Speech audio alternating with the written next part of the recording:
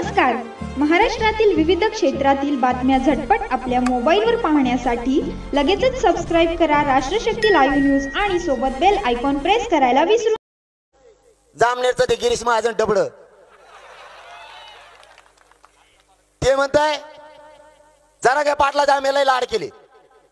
काय लाड केले तो मग तो काय मला कॉफी पाहिली का तो पाळणा बांधून त्याला झोका देतो तुम्हाला. तोच अंतरवालेला आला आमचा चहा फुकट पिऊन गेला. 20 रुपयाची पाण्याची बाटली आमची पिऊन गेला. 20 रुपये आमच्यासाठी लय महत्वाचे आहेत. घामाचे पैसे ते मराठीचे तुझ्यासारखे हराबीचे पैसे नाहीत आमचे. ते आमच्या ग्रामपंचायत मध्ये पोहे खाल्ले निघाले तो आता आणले आणखी मला शिकवायला त्याचे लय लाड केले. ते जत्रातला 15 रुपयाचा बेल्ट लावताय कमराला इन करताय चेडीवर कडीत चलताय गुंकडे बी दलिंदर सगळ्या दुनियाचं व्यासपीठावर बसल्या बसल्या झोपत आहे. मला शिकवायला निघाला. फडणवीस साहेब त्याला आवरा. पुन्हा जर बोलला तर गाठ मराठा संघ आहे. त्याच्या बी डोक्यात आहे नाही. जामनेरचे त्याच्यानंतर मराठी अंतरवालीत आलेत. त्यांनी सांगितलं आम्ही कुणबी आहेत पण मराठीचे आहेत. तुमच्याबद्दल आमच्या मनात खूप माया आहे. आम्ही 34% तिथं तुम्हाला बोललेला आमच्या ही जिवारी लागले. आम्ही त्यांचेच आहेत पण यावेळेस बघतो त्याच्याकडे. आता घे वाजवून तुझं तूच. आता काय गरज आहे का बोलायची. त्याला काय बोललो का. ते मराठीचे एक 10-15 आमदार बाकीचे मराठ्यांच्या बाजूने उभा राहत आहेत. ते म्हणतात आमच्या नेत्याला बोलला. तुझा नेता आहे का जात आहे. हे आरक्षण कोण घेणार नाही.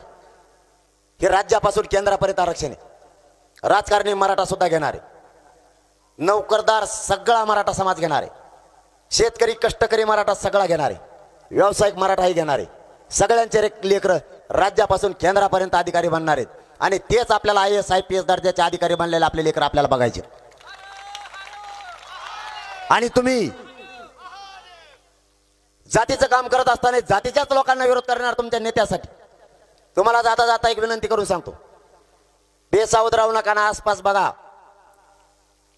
कोण नाही ते.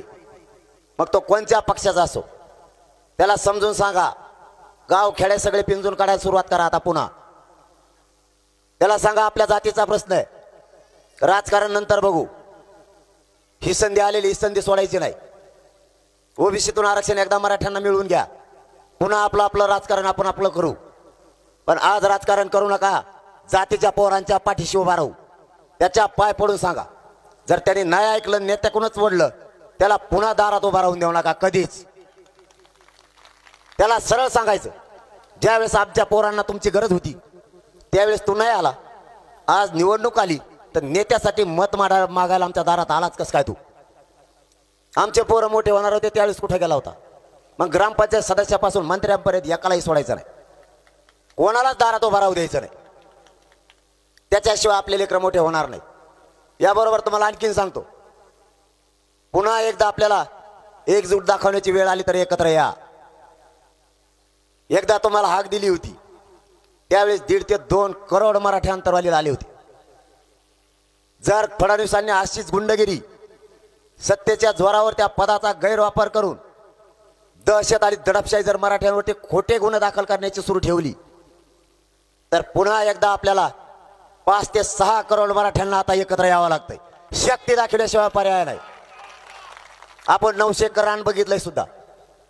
आपण 10 पॉईंट बघितले त्यातलं एक कोणचा फिक्स करायचा. आपल्याला पार्किंगला फक्त 2000 एकर रान लागतं ते मिळत नाहीये. हे मिळाल्याच्या नंतर आपल्याला तशी वेळ मला नाही वाटत येईल एकत्र येण्याची. पण जर आली तर लेकरासाठी ताकदीनं गावाचे गावं बाहेर निघा. एका नाही घरी थांबू नका. झाडून पुसून गावं तिकडे आले पाहिजेत.